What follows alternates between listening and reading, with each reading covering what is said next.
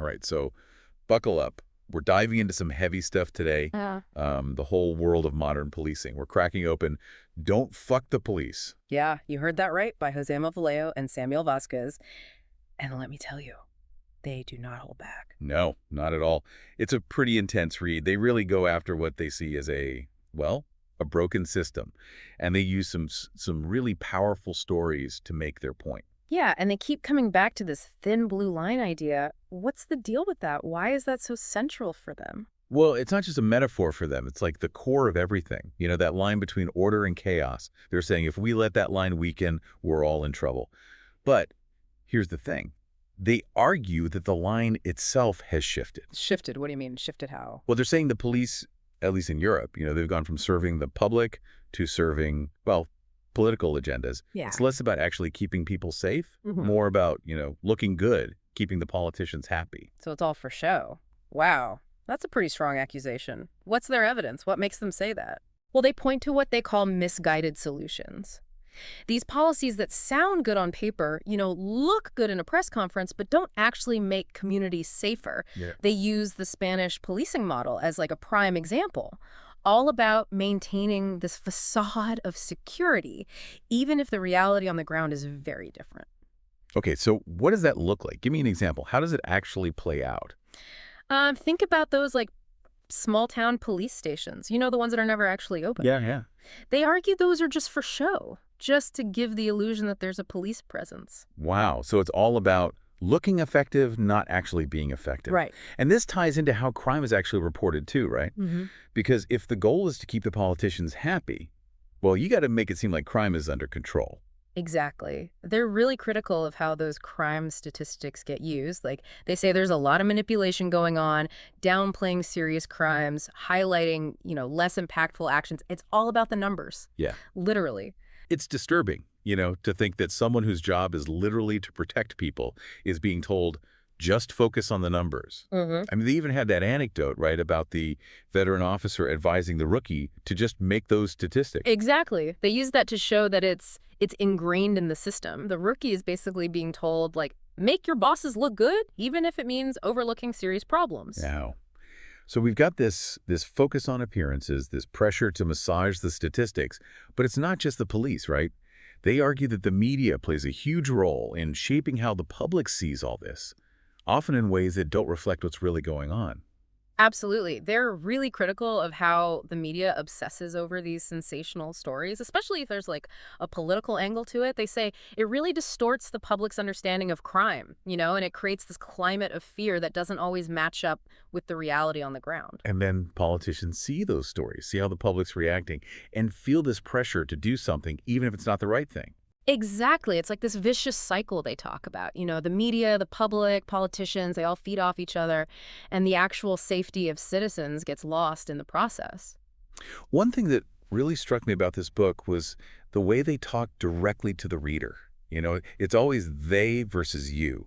It's like they put you right in the middle of it all. Yeah, it's a really effective technique. By constantly using that they put the reader in the shoes of, like, a potential victim. It's not some abstract policy debate anymore. It's about your safety, your family, your community. And they drive that home, really drive it home, with some really, really unsettling examples. Yeah, they do. They share stories of individuals who were failed by the system, and often with tragic results. Like, there's this one story, this shopkeeper who defended himself from an intruder with a chainsaw. Wait, he used a chainsaw to defend himself? It sounds crazy, right? Yeah. But that's exactly the point they're making, that people are having to resort to these extreme measures because they feel like the system isn't there for them. It's like something out of a movie, Yep. They also talk about this Louis Vuitton store robbery, I think it was in Valencia. They use that to talk about their idea of proactive versus reactive policing, right? Exactly. They argue that the current model is mostly reactive, waiting for something bad to happen and then responding. They say we need to be more proactive, focus on preventing crime before it happens. So instead of just showing up after the Louis Vuitton store gets robbed, what would a more, proactive approach actually look like? Well, they'd say it's about identifying potential risks, taking steps to mitigate them, being visible in the community, building relationships, gathering intel and using that information to prevent crime, not just react to it after the fact. So it's about being more strategic, more engaged. It's almost like, community policing in a way. Yeah, that's a big part of it. Hmm. They argue that this emphasis on things like visible patrols, it might create an illusion of safety, but it doesn't actually prevent crime from happening. So they're saying we're focusing on the wrong things, and it's creating this environment of fear and distrust. Right, exactly. This reactive approach, this emphasis on appearances, it creates a situation where criminals feel bolder and citizens feel vulnerable. And they illustrate this with the story of Edward Comina Sibria, he was murdered by a gang in Barcelona. Yeah, that case, for them, is a prime example of what happens when authorities don't take escalating criminal activity seriously. They argue that Cebria's death was a direct result of inaction, of prioritizing political convenience over the safety and security of the people they're supposed to be serving. Wow, so they're saying this isn't just some theoretical debate. These failures have real-world consequences, real victims. Exactly. And they draw parallels to historical events, too, like the Rodney King riots, the rise of no-go zones in France. They say these kinds of failures can have huge, long-lasting consequences. Yeah, that's a chilling thought, really. And it's not just about history, is it? They connect this to the whole debate around defunding the police. I mean, they use the example of that no cops allowed zone in Seattle, right? Yeah, they use that example to show what they see as the danger of taking a hands-off approach to law enforcement. When you remove the police, it creates a vacuum, and someone's going to fill it, and it's not always going to be the people you want in charge. So they're saying that while there are definitely legitimate concerns about police brutality, about systemic racism, just getting rid of the police isn't the answer. Right. It's about finding a balance, holding police accountable for their actions, but also giving them the resources and the support they need to actually do their jobs. They argue that the defund the police movement, while well-intentioned, it oversimplifies a really complex issue, and it could actually do more harm than good. Okay, so we've talked about, their criticisms of how things are now. But what about solutions? What are they proposing we actually do about all this? Well, they have some pretty controversial ideas. One of the most striking is this call for a more, what they call a warrior mentality in policing. Warrior mentality. I mean, what does that even mean? Well, they're talking about this shift from reactive to proactive, like we talked about, focusing on preventing crime, not just responding to it. But wouldn't that lead to more confrontations, Yeah. More use of force? Isn't that what a lot of people are worried about? It's a valid concern, and it is a fine line, but they argue that being more assertive doesn't have to mean more force, more that it means a willingness to intervene earlier, to stop criminal activity before it escalates. They're not advocating for police brutality, but they are suggesting a more assertive presence. So it's about sending a message that the police are, they're in control, that they won't tolerate this kind of activity. Right, and they argue that requires a shift in training, a change in the entire culture of law enforcement.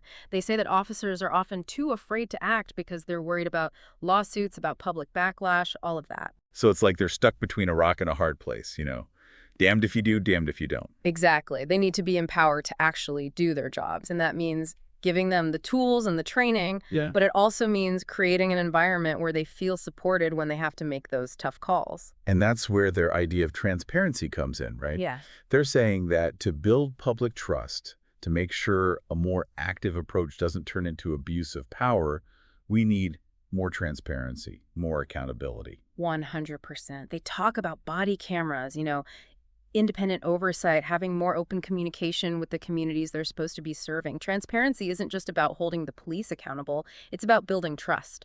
Right, and one of the examples they use is the Michael Brown case, right? Right. Now, obviously, that case is incredibly complicated and controversial, but they use it to show how the media, how narratives can take hold and actually distort public perception.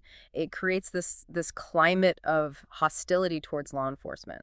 Hold on, are they saying that racism in law enforcement isn't a real problem? No, they acknowledge that it's an issue, for sure, but they argue that the Michael Brown case was more nuanced than how it was often portrayed. They're basically saying we need to be careful about rushing to judgment based on, incomplete information. So they're saying there are bad cops out there, but we need to be careful about painting everyone with the same brush. Exactly. They're not saying there aren't bad cops, but they are saying that the vast majority of officers are just trying to do their jobs in what is often a very difficult and dangerous environment. And they connect this to the rise of movements like Black Lives Matter, right? Suggesting that while the movement has raised important concerns, They also argue it's contributed to this climate of, anti-police sentiment. Right, and they argue that that makes it even harder for officers to do their jobs effectively. So we're talking about a really complex issue here, one that requires, nuance, open dialogue, Yeah. and a willingness to listen to different perspectives. Absolutely. And I think that's a good place to pause for now. So on the one hand, they're saying, we need to give police more authority, be more assertive. But on the other hand, they're calling for more transparency, more accountability. How do those two things work together? That's the big question, isn't it? And they admit it's Yeah. a tough balance to strike, but they argue it's possible. They point to some police departments that have actually implemented some of these reforms successfully. Okay, like who? What are these departments doing differently? Give me some examples.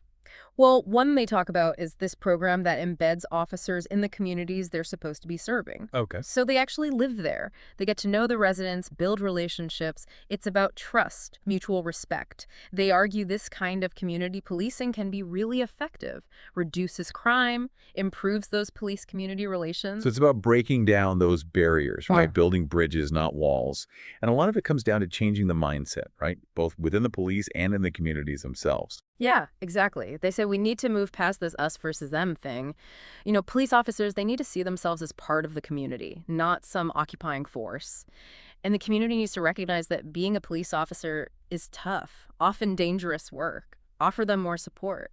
It's about finding common ground, having that shared goal of making things safer for everyone. They even talk about like citizen police academies. Well, yeah.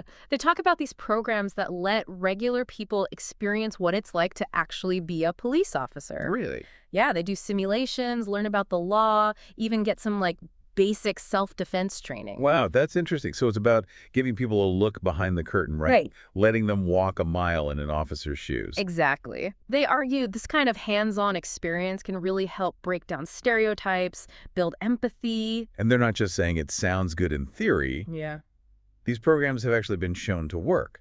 That's what they're saying. They argue that when people actually understand the challenges that police officers face, they're more likely to support them, to cooperate with them. They even suggest, get this, that citizens should be involved in police training. Provide feedback, help shape what they're learning. Wow. Having citizens be a part of police training. That's a pretty radical idea. It sounds like they really want a more collaborative approach to all of this. Yeah, they do. They really believe that this current system, where it's often the police against the community, it just doesn't work. It's counterproductive. We need a better way to do this, a way that recognizes, that both police officers and the people they interact with, they're all human. We're all human. We're all in this together. Exactly. The only way to make a society that's truly safe, truly just, is to work together. Build trust. Find that common ground. That's a powerful message, and I think it's more relevant than ever, especially today with how much distrust and division there is everywhere you look. And they're not just talking about the police, are they? They're talking about, like, the very fabric of society here. They are. They're talking about the need for real, honest dialogue, empathy, trying to understand each other. And it's a challenge to all of us, to be better, to do better. And one of the most powerful stories they tell to really show this, it's the story of Victor Jesus Caballero Martin. He was a police officer who was killed in the line of duty. Yeah, it's a really moving story, and they use it to remind everyone about the risks police officers take every single day, the sacrifices they make to try and keep the rest of us safe. They talk about how Caballero Martin, he was a good cop, loved his job, was completely dedicated to serving his community, and they talk about how much his death just, shattered everyone who knew him, his family, his fellow officers, the whole community. Yeah. It's a stark reminder that behind the badge, there's a person. A person with a family, friends, hopes, dreams. Absolutely. It's easy to forget that, especially, when things get heated, tensions are high, we forget that they're people too. We have to remember that police officers are human beings and they deserve our respect, even if we don't always agree with them. That's right. They argue that this whole idea of, demonizing entire groups of people, it's never the answer. Doesn't matter if it's police officers or anyone else. We need to be more nuanced, more compassionate in how we deal with these really complex issues. It's about seeing the nuance, the complexity. It's about seeing each other as human beings, even when we don't see eye to eye. Exactly. That's the only way forward, the only way to build a world that's safer and more just for everyone. It's a powerful message for sure. One that I think we all really need to hear. So where do we go from here? What concrete steps do Vallejo and Vazquez say we need to take to actually fix these problems? Well, they have a whole bunch of ideas. Some are about actual policy changes, others are about bigger, like cultural shifts. They talk about better training for officers, more of that community policing we were talking about, more transparency, more accountability within law enforcement. But they keep coming back to this idea that real change, it has to come from a change in our mindset. We have to get rid of this us versus them mentality. So it's not just about changing the laws, it's about changing how we see each other. Exactly. We need to start by listening to each other, trying to see things from their perspective, even when we don't agree. That's how you build trust. That's how you find common ground. It's like they're calling for a revolution, but not a revolution of violence. It's a revolution of empathy, understanding. That's a great way to put it. They want us to fundamentally change how we think about policing, about justice, about each other as human beings. And that's a tall order, for sure, but they make a really strong argument for why it's so important. They do. They leave you with a lot to think about, a lot to discuss. Yeah. We've only scratched the surface of this whole thing. Modern policing, it's complex. There are no easy answers. But if there's one thing I take away from Don't Fuck the Police, it's that we need to talk about this. We need to listen to each other, be willing to look at things from different angles, even if it makes us uncomfortable. I'm with you on that. It's a book that's going to challenge you, might even piss you off sometimes, Yeah. but you'll come away from it with a better understanding of what's at stake here. Yeah, it's a call to action. For all of us, the people making policy, the police themselves, everyday people. It's time to get to work building a world that's safer and more just for absolutely everyone. And on that note, we're going to take a quick break. When we come back, we'll continue this deep dive into Don't Fuck the Police. We'll dig into some of the most controversial ideas about reforming law enforcement and what that might mean for the future. Okay, so we're back. And I got to say, some of the stuff we talked about, it really makes you think, this whole idea of the thin blue line being so fragile, it's kind of unsettling. Yeah, it definitely gets under your skin. And that's something, Vallejo and Vazquez, they really tap into that feeling, that kind of underlying anxiety a lot of people are feeling these days. They say it's a direct result of, all the problems with policing that we've been talking about. And it's not just about, like, crime rates going up, right? It's something bigger than that, like a loss of faith in the whole system, Yeah. the institutions that are supposed to keep us safe. Exactly. They say that when people don't feel safe, when they don't trust the police to do their jobs, it starts to unravel the whole fabric of society. It creates fear, distrust, it divides people. And they say, look around, this is what's happening in so many places. And they're not just complaining, right? They're putting some pretty radical solutions out there. We talked about that whole warrior mentality thing, which is, a really loaded term. But they also talk about needing to completely rethink how we view justice, too. Right, like the whole system needs an overhaul. They think the current system, well, at least in their opinion, it's more worried about the criminals and the victims. It's too focused on rehabilitation, not enough on punishment or making sure people don't want to commit crimes in the first place. Yeah, and they bring up some really intense stories to prove their point. Right. Like that case with Rodrigo Lanza, who really hurt police officers more than once.